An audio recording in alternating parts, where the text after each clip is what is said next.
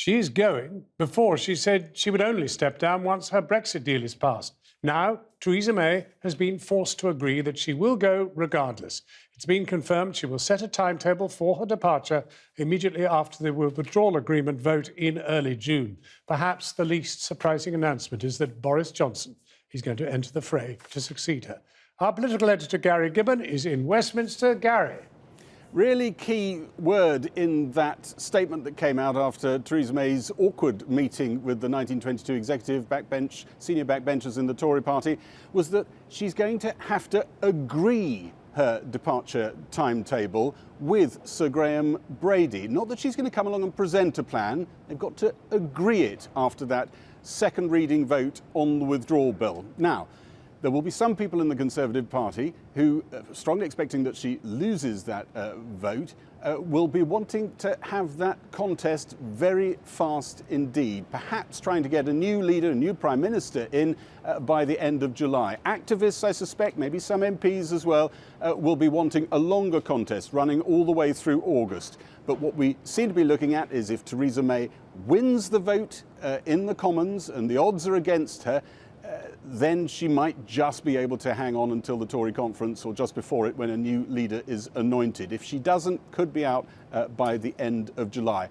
What has today's announcement had in terms of impact on that vote, on her fourth attempt to get the Brexit divorce deal through the House of Commons? Well, I don't think it's improved the chances. Tory MPs who are past Brexit rebels will be thinking, well, we're nearly at the promised land. We might just get the leader we want. Why should we cut a deal with Theresa May now? Labour will be thinking, well, why shake with Theresa May because someone else is going to be running the building behind me pretty soon. That person who gets in there is almost inevitably going to be waving at the activists who are much more hardline Brexiteers than some in the parliamentary party, tacking in that direction, perhaps offering no deal as an end solution or saying that they'll go back to Brussels and push for a harder deal. I'm reminded of the words of a cabinet minister who said a while ago that it could be by this autumn. We are looking back at this spring as a period of halcyon calm. Hi, Boris. It's a good deal.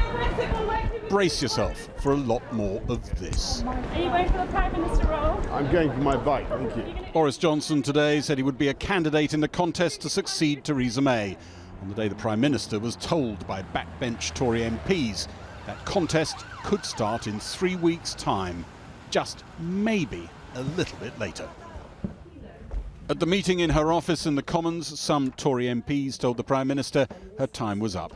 They would allow her one more try at getting her Brexit deal through Parliament, but then she must name a departure date.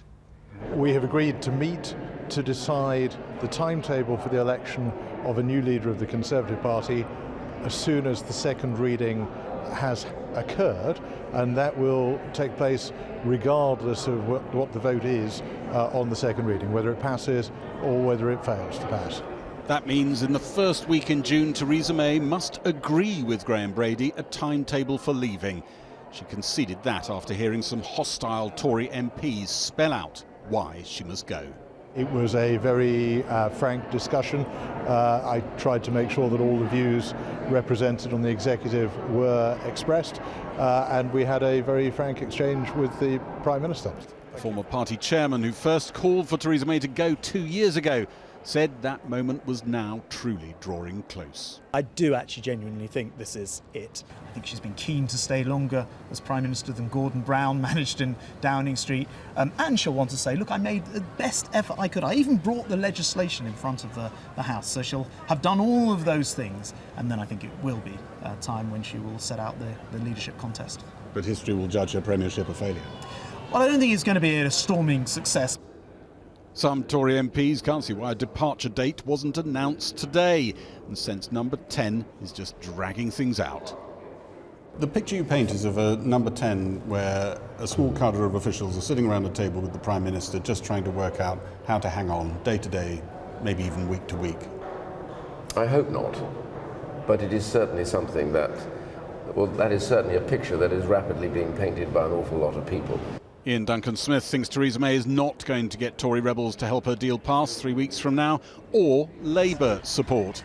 The Labour leader sounded like the cross-party talks seeking a compromise on Brexit might end in failure very soon. The government hasn't been able to answer all of our concerns, hasn't been able to answer all these issues, and so quite clearly there is a time limit in this. And what is the time limit? Will it go right up to the 3rd of June? The time limit is very soon. I'm not saying this will definitely happen. I'm 100% confident that we'll be fine. I'm not. Is it time for Mrs May to go? Would you do a better job on Brexit, Boris? If the Brexit deal is defeated again, another battle will start over how quickly the party should pick a leader. What do you think about Boris winning for Prime Minister? No big surprise. But many uncertainties would be added to the Brexit saga 3 years on from the referendum. I'm so sorry. The former Chancellor of the Exchequer and Father of the House of Commons, Ken Clarke, is in Westminster. Ken Clarke, thank you for joining us. What authority does Mrs May any longer have in your party?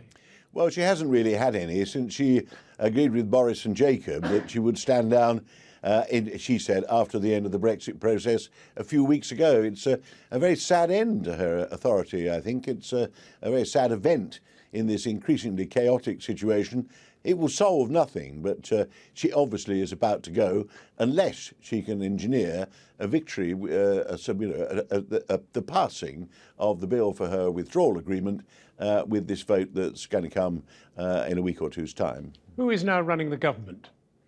Well, it's kind of running itself. They're carrying on with their set policy that you have to get this withdrawal agreement through, and they're trying to get a deal with the Labour Party. But for several days now, it's been quite obvious this is the equivalent of treading water, and nobody has any idea where we go from now.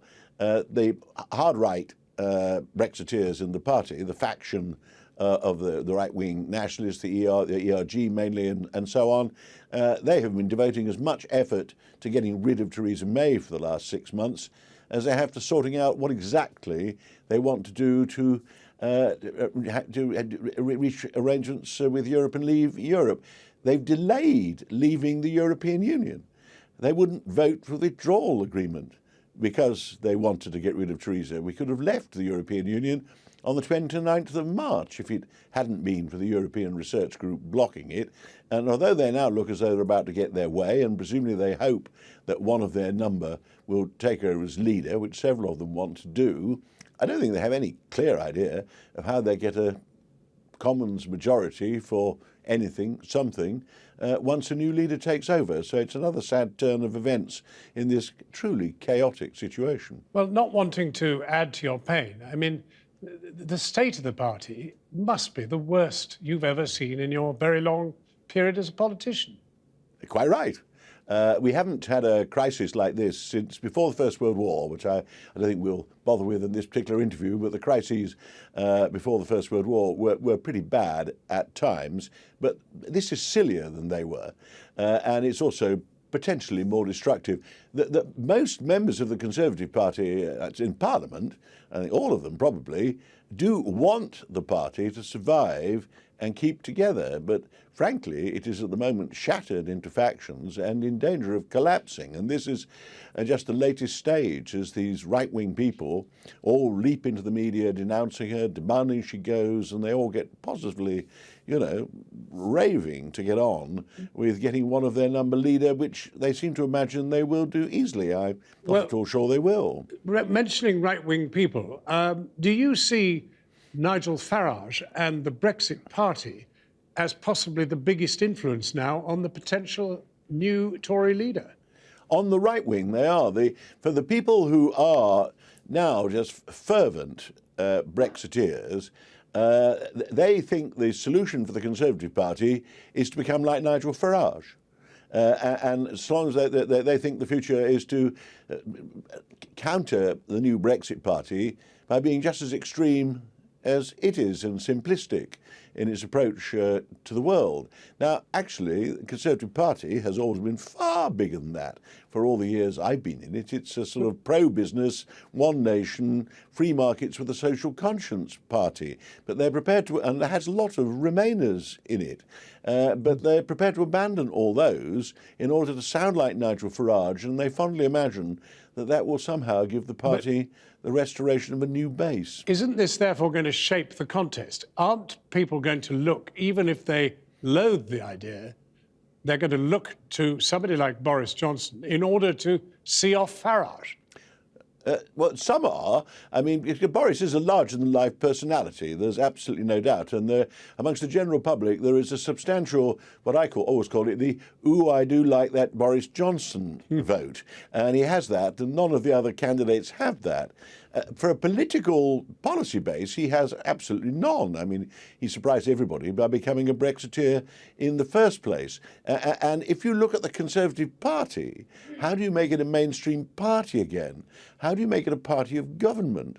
How does it start getting some policies which are pro a competent running of the economy, pro-business, a social conscience, tackling the problems of the public services?